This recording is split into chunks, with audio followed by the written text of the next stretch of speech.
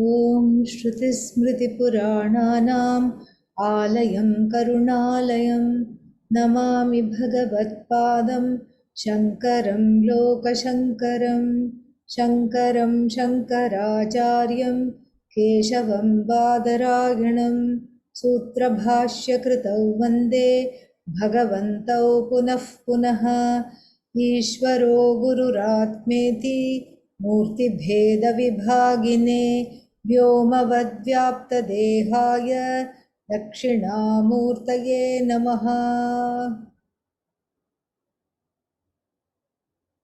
Namaste to all on this wonderful day of the conference on Vachaspati Mishra. Thanks to Indica for organizing this conference and to everybody for participating. And we can see that Indica is growing up because the topics and the conferences that are organized are getting more and more profound, deep, and specific, and more ontological in nature. So congratulations, and I hope that everybody has a good time discussing various topics. When Nitin invited me to give an address, I was just thinking what is the best way to do this, and in a way that gives Vachaspati Mishra his due, because really speaking, we see that he is, when we look at Bhamati, we see that, and the later works that come, we see that he is a little bit misunderstood. He is misunderstood not because that there are errors in his thinking, and this is what later authors point out sometimes, but because the thinking is so high, like it is almost on the level of Gaudapadacharya's, what is that, the Karika, Mandukya Karika, etc., of Gaudapadacharya, and so the thinking is very high. It is on his thoughts on Advaita Vedanta are on that kind of a level, and so therefore it has to be given its due. So with this small introduction, prastavana, I wish to in this address raise a few questions and just posit a few things, so that there will be hopefully a thread that will be there in the topics that many of the participants, all of you, will also pick up and discuss. So first of all, Vachaspati Mishra, I'm not going to spend a lot of time in the biographical details, which can be culled from any website. So, but one story which we all know is worth retelling, and that is his focus, his ability to focus, which was something unsurpassable, totally unsurpassable. And so therefore the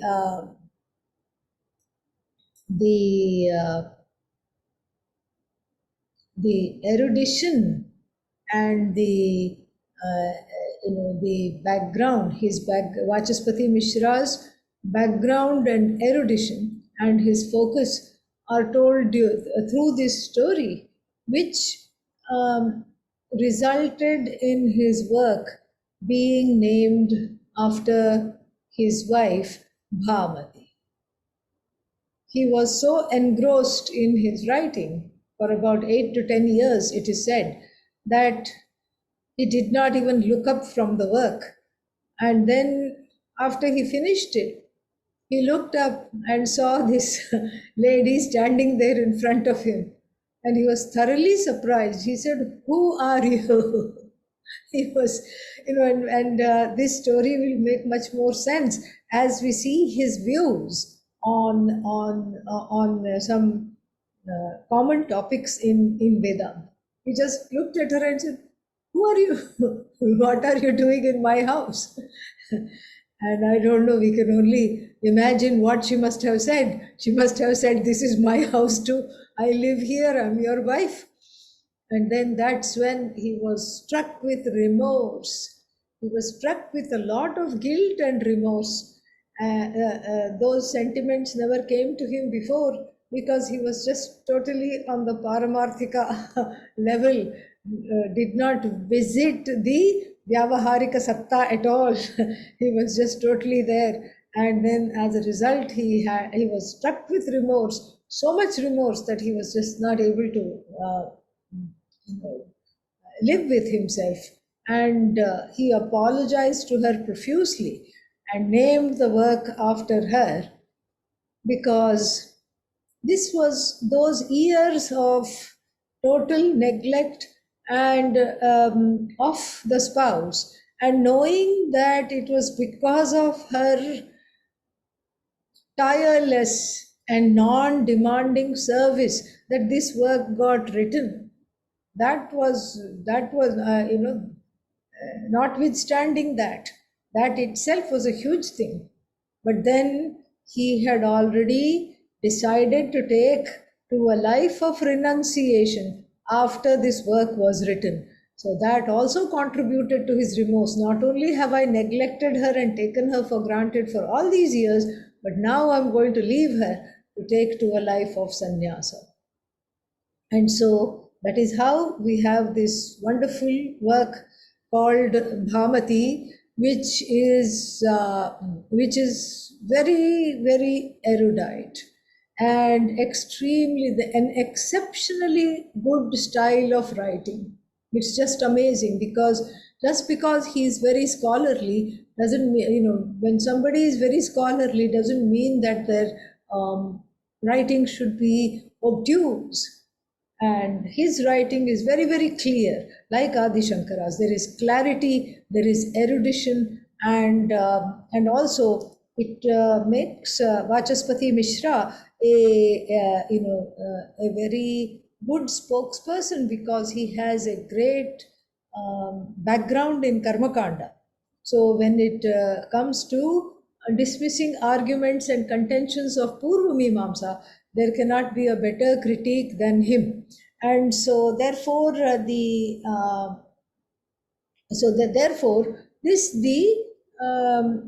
is a very it's a very strong point in the way he does khandanam of various matas.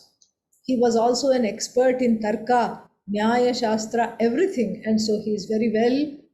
When he argues something, it is not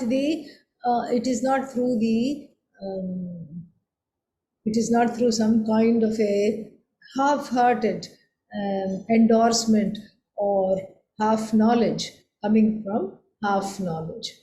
So with these words, let us delve into some of the topics. I was thinking of how to select the topics for brief discussion in this talk, and then I thought, what better thing we have than to look at the following topics in Advaita Vedanta, namely Jiva, Jagat, and Ishvara. Jiva, Jagat, and Ishvara. This is how we can look at these, what Bhamati has to say about that. So the first topic, which is, Jiva, because see, these three topics, Jiva, Jagat, Ishvara, are comprise every single thing in Vedanta Shastra, because these are the apparent reality. In the apparent reality, we find three, and how these three become one in people's writings, and how to go from the everyday reality where we suffer from, where people suffer from a vision of division, to go through that vision of oneness, to go to that place, that becomes a very fascinating thing to discuss in all these writers. And so when we look at this problem of jiva, who is this jiva? Jiva means individual, hapless, hopeless, jaded, faded individual who is who is full of complaints. And so this individual, how does Vedanta Shastra account for this, and specifically how does Bhamati account for this? So then, what is this jiva? This jiva is described by Bhamatikara as the one, as consciousness itself, Chaitanya Swarupa. Chaitanya Swarupa, but what kind of Chaitanya? Avidya avachinna Chaitanya. So this consciousness, which is what? Which we know to be Satyam Jnanam Anantam. That is the definition or the description of Shuddha Chaitanya. Shuddha Chaitanya, Satyam Jnanam Anantam Brahma, or what is the other one? Satchidanandam Brahma. Like this we say. So then what is this? So then if that is Brahman, then what is this jiva? The jiva cannot be separate from Brahman. Jiva has to be one with Brahman, but only looks to be separate. How does it look to be separate? So then he says it is, this is antahkarana avachinna chaitanya jivaha. Avachinna is a very interesting word. So avachinna means conditioned. And in Vedanta, we cannot say anything is conditioned, or you cannot use any word to describe either Jiva or Jagat or Ishvara. We have to use one word, as though. So we have to say as though conditioned, because if the Jiva, the individual, was really conditioned by avidya, that means avidya cannot go. Avidya cannot go, and then antahkarana, which is the conditioning factor or the place where the, according to the Bhamatikara, which is the locus of avidya, that also cannot go. It is here permanently to stay. Then what do we have? We have anirmoksha prasanga. Moksha cannot happen, and the Shastra becomes nirarthaka.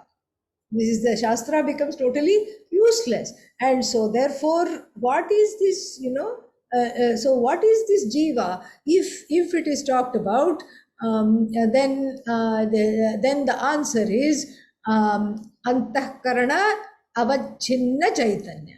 A chaitanya that is as though conditioned by what? As though conditioned by the presence of the antahkarana.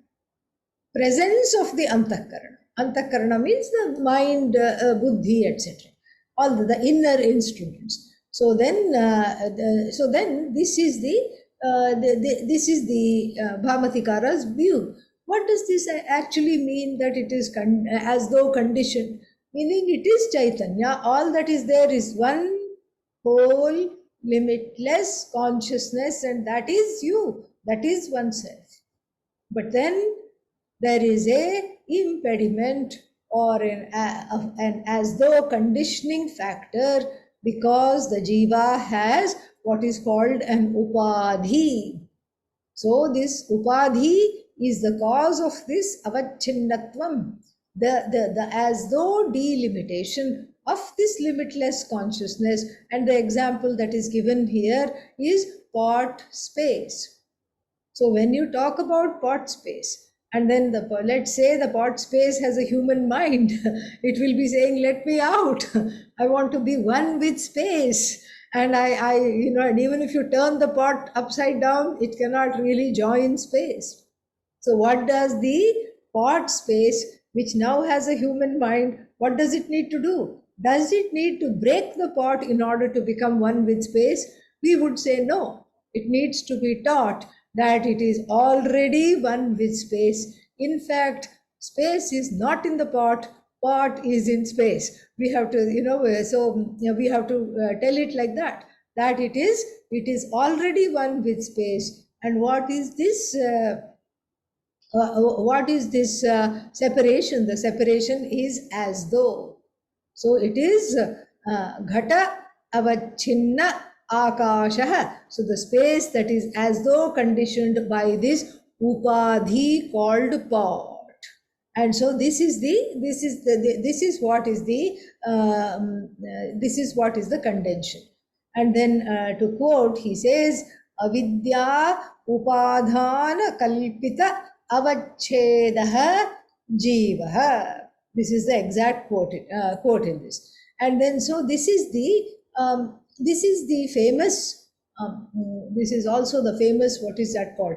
Avachhedavada, that is propounded by Bhamati and the later works that have come.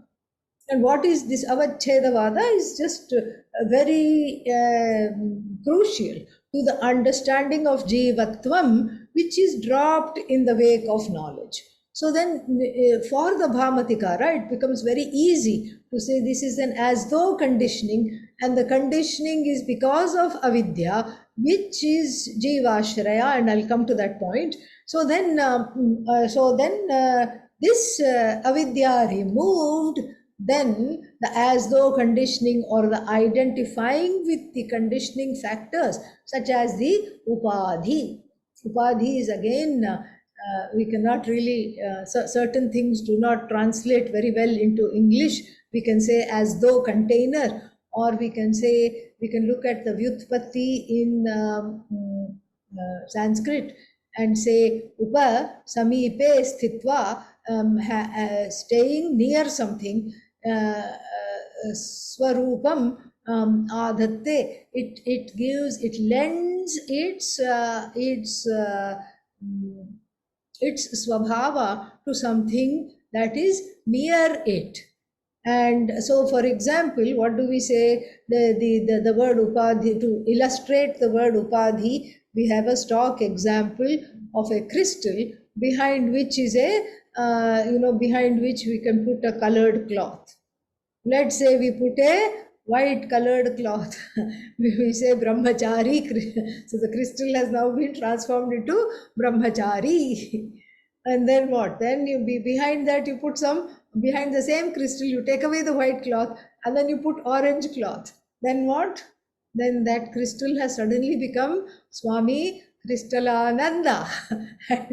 But the truth is, the crystal is neither brahmachari so and so or Swami Kristalananda. What is the crystal? Crystal is free of the upadhi. So the crystal is like this, so to speak, unconditioned consciousness in the darshtanta, in the exemplified, and then the cloth, the various colored cloths are the upadhi. It's a very fantastic, fantastic explanation for Jivatvam. The other one, from the established one from Adi Shankara, etc., is called the Pratibimba, and that is the so-called theory of the theory of so-called reflected consciousness. Again, we have to say as though reflected consciousness, but that also sometimes we get into some dicey situations. What is what is the difference between the reflected face and the face in the mirror, for example? And then what is the understanding of this? It's the reflecting medium. Is that mithya or is that satyam? So all these things have to be explained, and Adi Shankara does a fantastic job of this, explaining the Pratibimba Vada in the Upadesha Sahasri. But anyhow, back to Bhamati. One more thing we need to know about the jiva is, according to the Bhamatikara, is what is the dicey question of avidya. Now, where is avidya located? So this is something which is very interesting. Adi Shankara did not entertain this question because he said that which does not have a basis, that which is ultimately non existent, and that which needs to be removed, why keep discussing that which needs to be removed? That which at best it has an iffy existence. Why should it be removed? Why should we discuss where it came from? And so, supposing if I say, let us discuss what is that? The wonderful rabbit that has horns, a very rare species of rabbit that has horns. And then, supposing if I say that, then you will point out to me very politely that there is no such thing in existence. There is no such rabbit which has horns. And I will say, yes, I know, but let us discuss anyway where it came from and what is its habitat and what does it eat and how fast does it jump. And so this is exactly what discussing the roots of avidya are like. And so therefore Adi Shankara does not give it much time, and then he just goes on to say that what is important is avidya nirasanam, the removal of avidya is what is important, not not at all the trying to find out what it is. And then but generally speaking, according to Adi Shankara, that if we are looking for the locus of avidya, the Adi Shankara and the later Vivarana school of Vedanta, based on the Panchapadika, will say that avidya is what? Brahmashraya. Brahmashraya means what? It is the locus of avidya is Brahman. How can the locus of avidya be Brahman? Brahman, which is Shuddha Chaitanya, which is totally free of everything. How can Brahman be the locus of avidya? This is something which is not acceptable to many people. But Adi Shankara will point out that the locus Brahman has to be the locus of avidya, because why? Because everything else is what? Brahman is the as though locus for everything else, as though locus for sthiti, pralaya, and sarga, everything. The so-called creation, sustenance, and the resolution of the whole jagat is what? Brahmashraya alone. And so the avidya is also Brahmashraya. And because it is anirvachya, because we cannot say it categorically exists or does not exist, ultimately it has no existence. And so therefore what? So therefore it is just Brahmashraya, because everything, even the whole jagat is mithya, that is also Brahmashraya. Avidya also has a dependent reality until the knowledge takes place, until Brahman is known. It is basically what is that? It is basically what is that? Resorting in Brahman, resting in Brahman, but appearing in the jiva, and resting in Brahman. This is slightly honed in by the Bhamatikara, because he says, it's not, even though it looks like a drastic difference, it is not really that much of a drastic difference from Shankaramata. And so, what does he say? He says, and I quote, "Na avidya brahmashraya kintu jive satu anirvachaniya iti uktam." This is what he says. Na avidya brahmashraya. Clearly, he negates what the prevalent mata during Adi Shankara's time was. That avidya is brahmashraya. He says, no, avidya is not brahmashraya. Where does it rest? Jive. And why? Because sa means avidya. That avidya is anirvachaniya iti uktam. Anirvachaniya means it is mithya. So it is mithya, and jivatvam also being mithya. Then where should avidya have the locus? In the jiva itself, it should have the locus. Why should it have the locus anywhere else? It will be because the who is suffering from avidya, it's not Brahman that is suffering from avidya, it's the jiva suffering from avidya. So the jiva has to, the jiva has to, the jiva is the one that is there. So the jiva, the individual jiva becomes the locus of avidya because it is the one who is subject to it. And so then then there is a khandanam in the thing of brahmashrayatvam of avidya. How can avidya be brahmashraya? Because really Brahman is what? Nitya Shuddha Mukta Atma. Nitya Shuddha Buddha Mukta Atma, according to Adi Shankara. So so the Brahman cannot be the locus of avidya, and it cannot be the locus of avidya and vidya. How can it be there? It could be a contradiction, and so therefore Vachaspati Mishra's commentary departs from this from Adi Shankara Mata by saying that it is anirvachaniya iti uktam. It is brahmashraya. It is not brahmashraya, sorry, it is jivashraya. But then later on in Bhamati, he himself says that it's not that different from Adi Shankara Mata, because he says, and I quote, Jiva adhikarana api avidya nimittataya vishayataya va ishwaram ashrayate.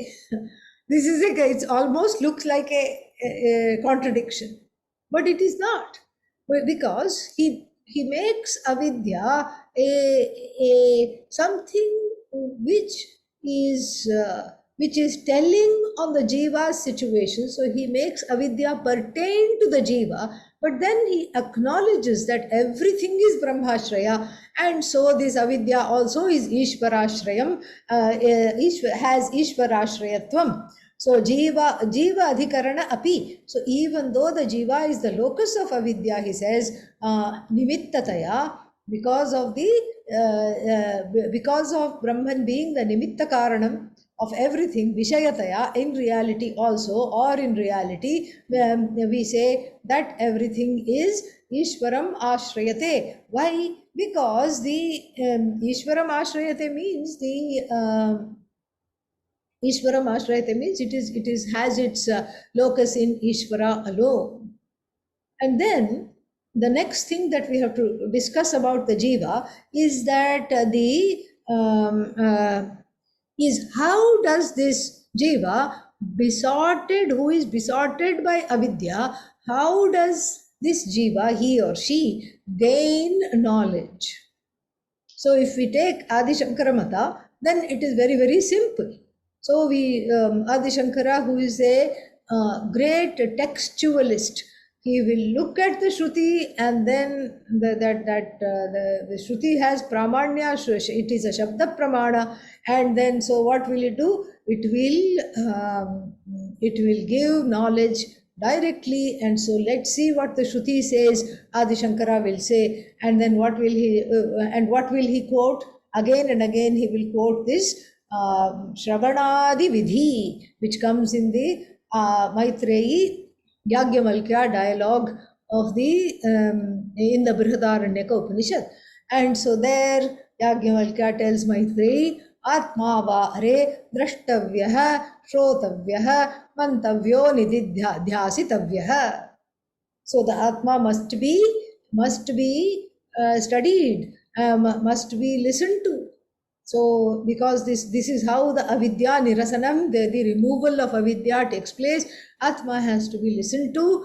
Then if that that listening is besotted with pratibandha, the listening itself is the shravanam eva kevalam mukhya sadhanam for the rise of knowledge, for the understanding, and for what is called Brahma Sakshatkara, that is enough. Because what is the factor that differentiates the person that has avidya from vidya? What is that factor? The factor is that I don't know. So therefore, what? I have to listen to it. Why? Because the pramanas that I have in my hand, starting with pratyaksha pramana and all the other pramanas, upama, anupalabdhi, what is that? Anumana, arthapati, etc. They are of no use. So the Shabda Pramana, which I don't operate, which comes from Shastra and Guru, has to remove the avidya through what is called Akhandakara Vritti. And so then this is the contention. And then this is what Adi Shankara would say.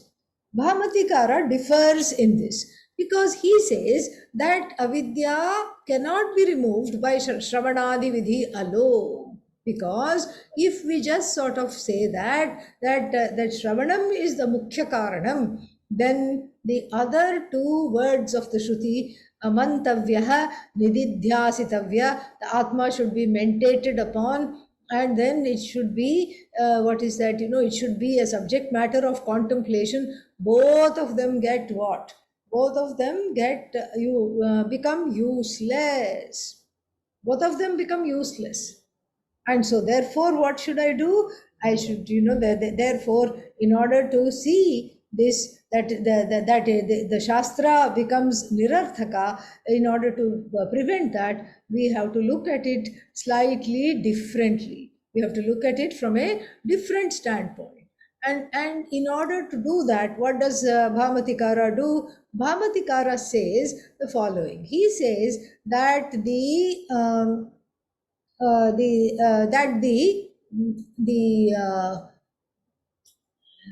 jiva who is suffering from avidya cannot straight away get the knowledge through Shravanam. This is because he says that there is no rule that that Shabda will give aparoksha jnanam, or direct knowledge. So, because how is direct knowledge coming? Direct knowledge comes because, supposing, let's say, you hear from somebody, Parvato Vanhiman. There is, what is that? There is fire on the mountain. So if you hear this from somebody, that is what? Paroksha jnanam, until you look up and see the smoke, or until you go there and see the fire itself, you don't know. You don't know about how big the fire is, you don't know what it looks like, etc. So for aparoksha jnanam to take place, for direct knowledge to take place, there should be indriya sannikarsha. So meaning the eyes, if it is a form, or the ears, must be in direct contact with that which needs to be lit up. And so here only the indriya sannikarsha can give the direct knowledge. But then, so therefore what? So here there is no indriya sannikarsha in Shravanam. Oh, but the ears are there. No, it is not, the ears are not objectifying Atma. They are not sort of producing the direct knowledge. So what do you get is only paroksha jnana, which has to be quote unquote made into aparoksha by manana and nididhyasana. This is very hotly contested by the Vivaranakaras, but it is important to look right now at the Bhamati Mata, this contention is there. It all goes back to how this pratyaya, the tavya pratyaya, which is interpreted by many people as vidhipara vakyas. Vidhipara vakyas means the vakyas that are that give injunctions and prohibitions in their nature. By themselves, the vakyas give the injunctions. So he says, Vachaspati Mishra says that in Shravana, Manana and Nididhyasana, There is no vidhi. This should not be the vidhi. Should not be interpreted as vidhi. Why? Because grammatically there is a the pratyaya, tavya pratyaya, a rare usage is also has is similar to the yat pratyaya. Like shrotavyah must be interpreted as shravyah, like worthy of listening, worthy of knowing. So it is the it is the topic or the subject matter that is extremely worthy of going into and being heard. Atma is worthy of being heard about.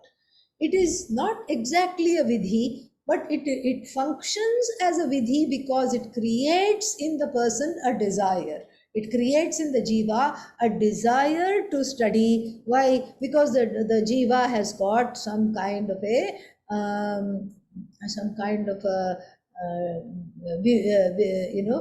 jignasa based on the Brihadaranyaka mantra, famous mantra, यज्ञेन दानेन तपसा ब्राह्मणाः विविदिशन्ति अनाशकेन. So this is the by performing mental and physical disciplines, austerities, and charity and renunciation, the persons become, people become qualified to gain this knowledge. So based on that, he says this is how the person, in the person, a desire to study the Atma, study about the Atma, and to get rid of ignorance is there. And then so therefore what? So therefore all Shruti statements are not pramana. There is only Tatparyavati Shruti.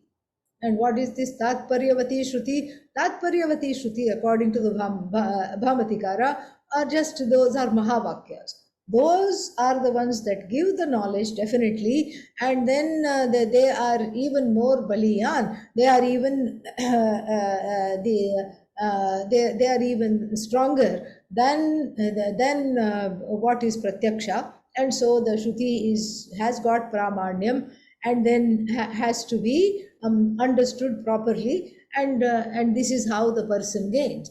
And so the point I made before about the indriya sannikarshatvam, for the jnanam to take place, of any knowledge to take place, the indriya must be in line with the object to be seen, heard, etc. So the ears must be within the range of the sound, the eyes must be within the range of the sight that is to take place. And so what is the indriya for the Atmajnanam? He says, Manaha. Bhamatikara says, the mind is the fitting implement. And so there is a lot of emphasis on the mind, on purifying the mind of the raga dveshas, etc., etc. And so therefore what? So the nature of Shravana, etc., is a step in knowing the Brahman, and then you just hear the Upanishads, and then after that you, with the help of Brahma Sutras, you inquire further into Brahman. This is called Manana according to him. And then Nididhyasana is what really clinches and produces the knowledge. And what is that? Because it's the constant contemplation of the statements of the Upanishad, whose purport now I know because I studied with the Guru, and so this is what happens. So there are no vidhis, but then the Nididhyasana itself will result in the Akhandakara Vritti, which gives liberation. And then so therefore these are not vidhi, but because of the Tavya Pratyaya, they become akin to a certain vidhi. And then this is of course hotly contested by the followers of Adi Shankara, because there is a niyama vidhi and there is a vidhi to study, and then the manana and nididhyasana are subsidiaries of Shravana, because if the Shravana does not work, the manana and nididhyasana are not going to remove knowledge. Shravana will work to a certain extent, but what do manana and nididhyasana do? There is the They cannot be vidhi for Atma, Atma Jnana directly. They remove the pratibandha. Basically, asambhavana in the case of manana is removed. Asambhavana, or how can I be Brahman, this kind of doubt is removed by manana. And viparita bhavana, I know I am Brahman, but I am not behaving as Brahman. This is removed by what is that? This is removed by nididhyasana. So there is a very big, big difference in this. And so the constant repetition of the Mahavakyas repeatedly all the time is dismissed by Adi Shankara. He calls it prasankhyanam, and this prasankhyanam is dismissed because the prasankhyana vidhi does not produce any knowledge. Aparoksha jnanam is not at all produced, and so then this is kind of a irresolvable difference and between these two matas, because here the Bhamatikara focuses a lot on the mind and focuses a lot on avidya, and this avidya itself is honed into Tula avidya and Mula avidya. Mula avidya is Maya as it pertains to the Jiva, which is the Avarna Shakti of Maya, and Tula avidya is how this avidya is manifest in each individual. And so this is one more point of difference, because Adi Shankara, as I said, does not really talk about various kinds of avidyas, because all avidya is what? Avidya. And so he will say, don't worry too much about the ontological status of this avidya, except to understand that it is the cause of sorrow and bondage, and it should be gotten rid of. That's all it is. But then, according to Vachaspati Mishra, this avidya is a very big thing, because there are many avidyas. Why? Because if there is only one avidya, then if one jiva gets enlightened, if one jiva gets moksha, then everybody should get moksha. And so therefore this Bhamatikara describes avidya as Mula and Tula. And so when the individual avidya called Tula avidya vanishes, then Brahmajnana takes place. And so this is again something to do with the Jiva. Then we take up the topic of Ishvara. Here also there are some differences, and according to Bhamatikara, Ishvara's the definition of Ishvara is what? The definition of Ishvara is Anavachinna Chaitanya. It's amazing, really amazing. Anavachinna Chaitanya. Anavachinna means unconditioned consciousness. Consciousness that's not conditioned by any upadhi, by anything. That is itself Ishvara. So therefore, there is not any difference between the Tatastha Lakshana and Swarupa Lakshana at all for Bhamatikara, because the Tatastha Lakshana is Swarupa Lakshana, because there is no difference. Because what is Ishvara? Anavachinna Chaitanya. And so then what is this, what is this Jagat Karanam Brahma? Well, that is Maya is the cause of Jagat Karanam, along with Brahman, of course. But then Maya is the cause of Jagat Karanam. That is what will be said. And so this is something which makes the Bhamati stand out on its own. It is just really amazing, because when we talk about Anavachinna Chaitanya, then that is exactly what is Ishvara. And then a consciousness that is not conditioned by anything, including cause.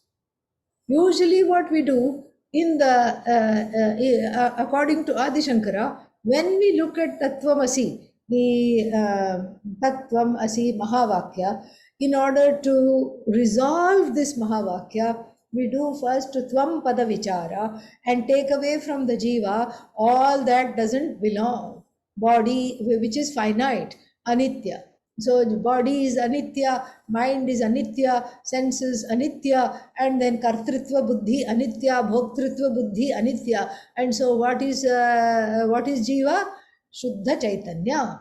Satyam Jnanam Anantam, which is Sakshi Rupena Vartate. Aham Aham iti Sakshat, Sakshi Rupena Bhasate. That which is shines as the Sakshi. This is what we say. And then what about the other one? The other one here, on the other side, the Tatpada resolution.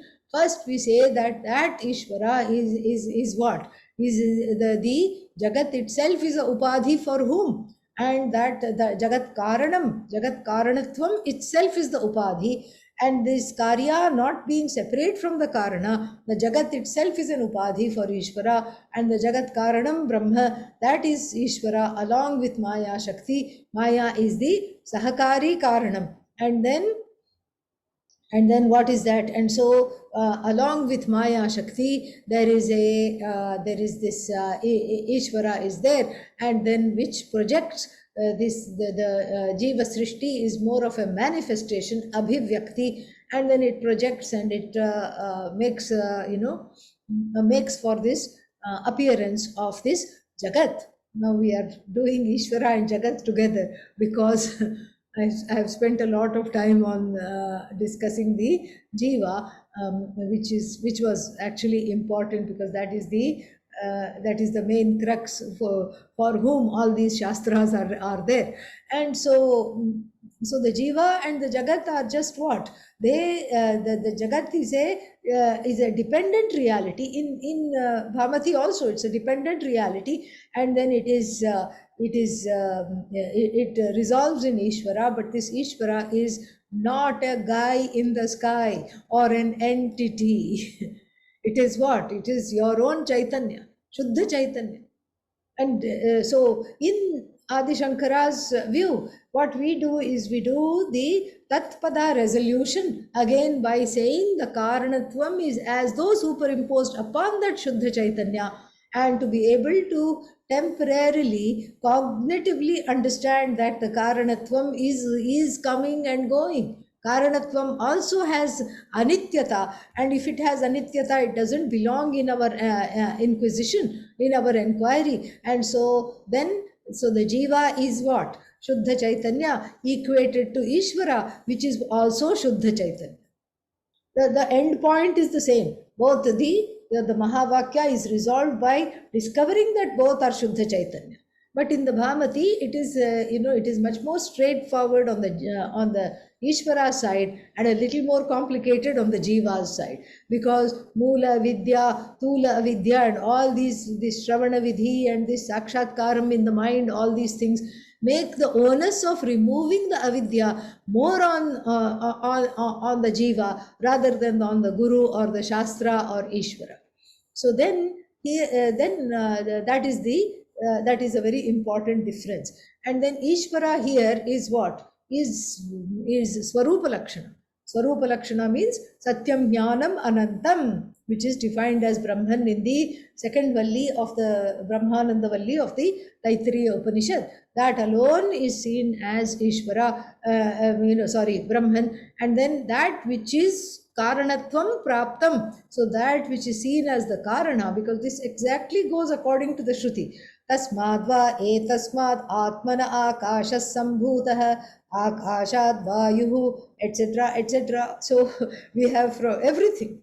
So we have the Srishti Prakarana in two places in the Taittiriya, one from ensuing from Atma, which is the truth of the Jiva, which is Atma, which is myself alone. From there you say, from this Atma alone, which is Brahman, which is non-separate from Brahman, Akasha was born, Vayu was born, etc., etc., etc. Then we have from the top-down approach also the Srishti Prakarana, which says Saha Akamayat Bahusyam Prajayeya iti. Ishvara has intentionality, Ishvara has a so-called Kartrutvam that is superimposed upon this Shuddha Chaitanya, and Ishvara then therefore manifests this Jagat. For the Bhamatikara, Ishvara is what? Always Shuddha Chaitanya.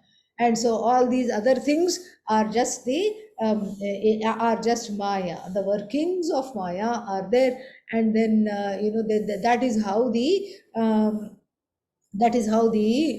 difference takes place, because there is no Ishvara that is there.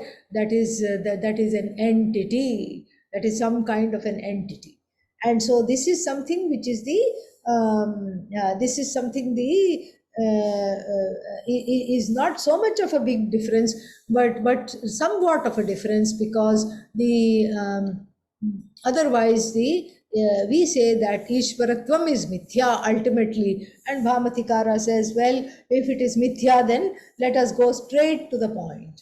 And then if we look at Gaudapadacharya's Mandukya Karika, it is very much in this ontological level, very, very high level of Vedanta, because then if you ask the question finally, what about the Jagat?